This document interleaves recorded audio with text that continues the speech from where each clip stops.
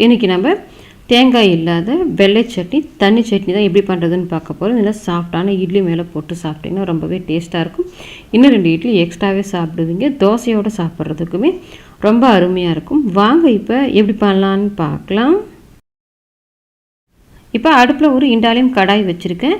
நம்மக்கிட்ட பார்த்தீங்கன்னா இண்டாலியம் கடாய் சேலுக்கு இருக்குது. அது கூடவே இண்டாலியம் சப்பாத்தி உருட்டுற மனை, மிளகு சீரகம் இடிக்கிற இடி உரல், அது கூடவே இண்டாலியம் தோசைக்கல் புடி வச்சது, புடி இல்லாதது ரெண்டுமே நம்மக்கிட்ட சேலுக்கு அவைலபிளாக இருக்குது. ஸ்க்ரீனில் நான் கொடுக்குற நம்பருக்கு வாட்ஸ்அப் பண்ணுங்கள், டீட்டெயில்ஸ் சென்ட் பண்ணுறேன். வேணுன்றவங்க ஆர்டர் பண்ணிவிட்டு வாங்கிக்கலாம். இப்போ கடாய் அடுப்பில் வச்சுட்டு அதில் பார்த்தீங்கன்னா நான் ஏற்கனவே வறுத்து தோல் எடுத்து வச்சுருக்கிற வேர்க்கடலை 1/2 கப் அளவுக்கு சேர்த்துக்கிறேன். இது நீங்கள் வறுக்காமல் வச்சுருந்தீங்கன்னா நல்லா வறுத்து தோல் எடுத்துகிட்டு வச்சுக்கோங்க. அது கூடவே 3 டேபிள் ஸ்பூன் பொட்டுக்கடலை சேர்த்துட்டு 4 பல் பூண்டு தோல் எடுக்கல, தோலோடவே சேர்த்துக்கோங்க. இப்போ இது நம்ம ஏற்கனவே நல்லா வறுத்து இருக்கிறதால லைட்டாக சூடுபடுத்திக்கிட்டால் மட்டும் போதும். இப்போ இதை ஒரு 5 நிமிஷத்துக்கு லைட்டாக வறுத்து விடுங்க. இப்போ பொட்டுக்கடலை வேர்க்கடலை ரெண்டுமே நல்லா சூடாகிடுச்சு. இப்போ இதை ஒரு பிளேட்டுக்கு மாற்றிடலாம். இப்போ மறுபடியும் அடுப்பில் அதே கடாய் வச்சுட்டு அதில் 1 டேபிள் ஸ்பூன் அளவுக்கு எண்ணெய் சேர்த்துட்டு 1 டீஸ்பூன் உளுத்தம்பருப்பு, 1 டீஸ்பூன் கடலைப்பருப்பு சேர்த்துட்டு இப்போ இந்த கடலைப்பருப்பு உளுத்தம்பருப்பு ரெண்டுமே நல்லா செவந்து வரட்டும். இப்போ கடலைப்பருப்பு உளுத்தம்பருப்பு ரெண்டும் நல்லா செவந்து வந்த பிறகு காரத்துக்கு நான் ஒரு 5 பச்சை மிளகா சேர்த்துருக்கேன்.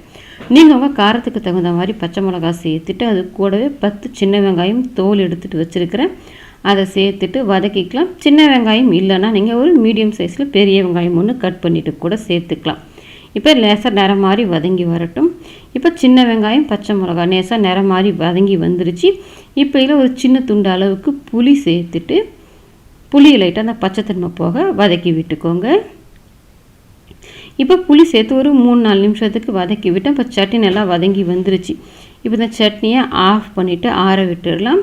ஆற வச்சுருந்த சட்னி ஒரு மிக்சி கப்புக்கு மாற்றிட்டு அது கூடவே இந்த சட்னிக்கு தேவையான அளவுக்கு உப்பு சேர்த்துட்டு கொஞ்சமாக தண்ணி சேர்த்து கொரகொரப்பாக அரைச்சி எடுத்துக்கோங்க. ரொம்ப நைஸாக அரைக்கக்கூடாது. இப்போ சட்னி பார்த்திங்கன்னா கொரகொரப்பாக அரைச்சி எடுத்துகிட்டு வந்திருக்கேன். இது கூட கொஞ்சம் தண்ணி சேர்த்து கலந்து எடுத்து வச்சுக்கோங்க. இப்போ அடுப்பில் மறுபடியும் அதே கடாய் வச்சுட்டு 1 ஸ்பூன் அளவுக்கு எண்ணெய் சேர்த்துட்டு 1 டீஸ்பூன் கடுகு, 1 டீஸ்பூன் உளுத்தம்பருப்பு சேர்த்துட்டு இப்போ கடுகு பொரிஞ்சிட்டு உளுத்தம்பருப்பு நல்லா செவந்து வரட்டும். இப்போ கடுகு பொரிஞ்சு உளுத்தம்பருப்பு செவந்து வந்துடுச்சு. இது கூட கொஞ்சமாக பெருங்காயத்தூள், நான் காம்பு மட்டும் எடுக்காமல் முழுசாகவே அந்த குண்டு மிளகா 4 சேர்த்துக்கிறேன். வாசனைக்காக தான், காரம் இருக்காது. ஒரு கொத்து கருவேப்பிலையும் சேர்த்துட்டு ரெண்டுத்தையும் எல்லாம் கலந்து விட்டுட்டு நம்ம ஏற்கனவே அரைச்சி தண்ணி கலந்து எடுத்து வச்சுருக்கிற அந்த சட்னியை சேர்த்துட்டு அடுப்பை ஆஃப் பண்ணிவிடுங்க.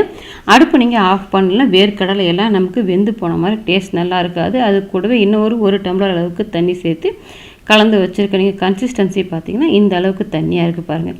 அப்போ தான் நம்ம இட்லி மேலே போட்டு சாப்பிட்றதுக்கு ரொம்பவே நல்லாயிருக்கும். நமக்கு நல்லா அருமையான தேங்காய் இல்லாத தண்ணி சட்னி ரெடி ஆகிடுச்சு. நீங்களும் உங்கள் வீட்டில் ட்ரை பண்ணி பாருங்கள். ட்ரை பண்ணி பார்த்துட்டு எப்படி வந்ததுன்றதை கமெண்ட் செக்ஷனில் சொல்லுங்கள். லைக் பண்ணுங்கள், ஷேர் பண்ணுங்கள்.